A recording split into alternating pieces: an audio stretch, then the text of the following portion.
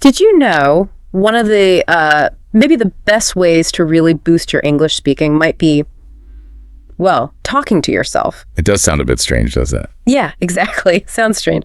All right. But today we're doing a deep dive into something called the Mirror Talk Challenge.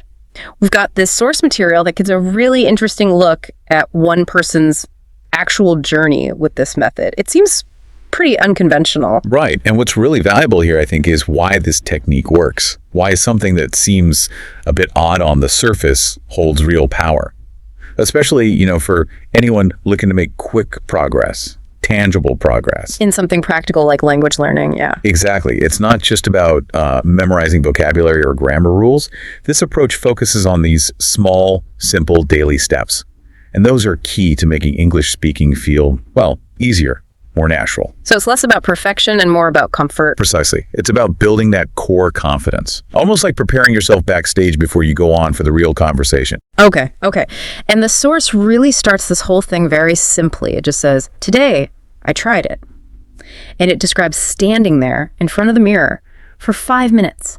5 whole minutes. Which can feel like a long time initially. Totally. The immediate feeling described is just silly and awkward. I can picture it, that little voice inside, the source mentions it. My brain kept saying, what are you doing? This is weird. Oh, absolutely. We've all been there, haven't we? Yeah, trying something new, especially something that makes you feel a bit vulnerable. Mm-hmm. And that internal critic, the initial wave of discomfort, it's universal when you step outside your comfort zone. But actually, overcoming that specific barrier, that feeling of, this is weird, even before you say a perfect sentence. Yeah, it's a huge first step. Right, getting past the self-consciousness. That's it. That's where the confidence building really begins. Yeah. It's like you're winning the first battle against your own inhibition. So, okay, they push past the weirdness. And the practice itself, it started super simple. We're talking sentences like, good morning, how are you today? Very basic stuff. Nothing complex needed at the start. No. And I am learning English. Also, I want to be more confident, just declarations almost. But apparently at the beginning, the speech was slow. The words felt heavy. That's the description used. Heavy, yeah. Like it took real effort to push them out. Exactly. Physically difficult, it sounds like. And that highlights the beauty of starting simple, but also the absolute need to just keep going. Persist. Even when it feels clunky. Especially when it feels clunky. It's not about immediate fluency or perfect pronunciation right out of the gate. It's the act itself, the consistent practice. That's where the change starts to happen deep down. Okay, so persistence pays off because the source says after about 2 minutes, something shifted. The turning point. Yeah. The person actually started to relax a bit. They even smiled at their reflection. Interesting. So engaging with the reflection, not just talking at it. Right. And they started noticing physical things like how their lips were moving when they formed words, how their eyes look, even their body language, posture and things. That's fascinating, that self-awareness piece. Definitely. And by the end of the 5 minutes, there was this clear feeling of increased confidence. It wasn't about speaking perfect English. The source emphasizes that.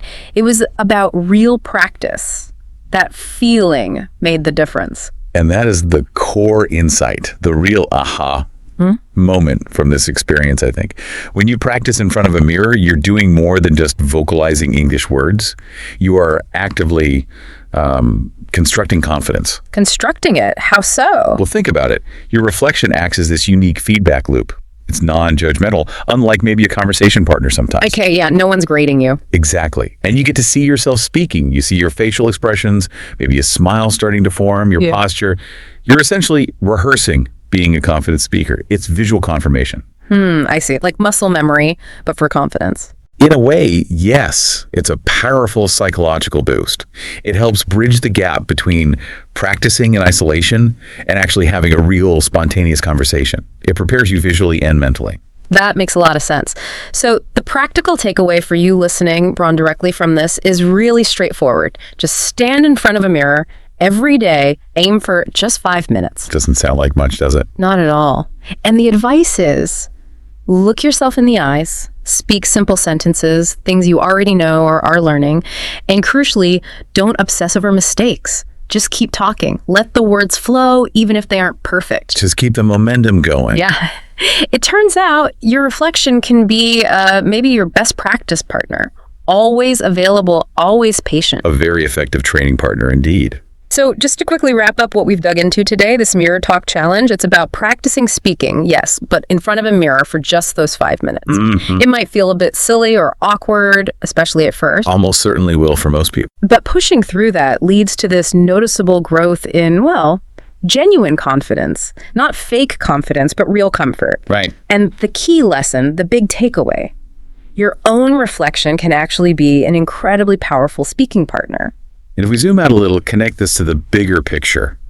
This challenge really highlights something the source mentions repeatedly. It's this idea that small steps every day create big changes.